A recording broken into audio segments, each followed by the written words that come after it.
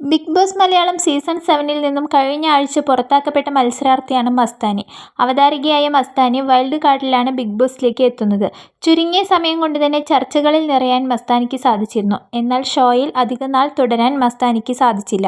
ചുരുങ്ങിയ സമയത്തിനുള്ളിൽ വിവാദങ്ങളുടെ ഭാഗമായി മാറാനും മസ്താനിക്ക് സാധിച്ചു. മസ്താനിയുടെ നിലപാടുകൾ അകത്തും പുറത്തും വിമർശിക്കപ്പെട്ടിരുന്നു. പുറത്താക്കലിന് പിന്നാലെ സോഷ്യൽ മീഡിയയിലൂടെ പ്രതികരിക്കുകയാണ് മസ്താനി. തന്റെ ഹേറ്റേഴ്സിന് നന്ദി പറയുകയാണ് മസ്താനി. അതെ, ഞാൻ ബിഗ് ബോസിൽ നിന്നും പുറത്തായി. എല്ലാ എപ്പിസോഡുകളും കാണും. എന്നിട്ട് എല്ലാ ചോദ്യങ്ങൾക്കും കൃത്യമായി മറുപടി നൽകും. എന്റെ ഹേറ്റേഴ്സിന് നന്ദി പറയണം. എന്റെ പ്രശസ്തിക്കായി അവർ എന്നേക്കാൾ നന്നായി അധ്വാനിക്കുന്നുണ്ട്. ഫ്രീ പ്രമോഷന് നന്ദി ഹേറ്റേഴ്സ്. എന്ത് രസാ അവറ്റങ്ങളുടെ കരച്ചിൽ കേൾക്കാൻ എന്നാണ് മസ്താനി ഇൻസ്റ്റഗ്രാം സ്റ്റോറിയിൽ കുറിച്ചത്. തന്റെ പരാജയത്തിന് പിന്നാലെ എന്തുകൊണ്ടാകാം താൻ പുറത്തായതെന്ന് മസ്താനി മോഹൻലാലിനോട് പ്രതികരിച്ചു. താൻ പുറത്തെ കാര്യങ്ങൾ പറയുന്നു, പേഴ്സണൽ കാര്യങ്ങൾ പറയുന്നുവെന്നാണ് വീട്ടിലുള്ളവർ പറയുന്നത്. എന്നാൽ താൻ അവരെ മിസ്ലീഡ് ചെയ്യാനാണ് ശ്രമിച്ചത്. ബിഗ് ബോസിൽ നിൽക്കാൻ നല്ല മനക്കരുത്ത് വേണം.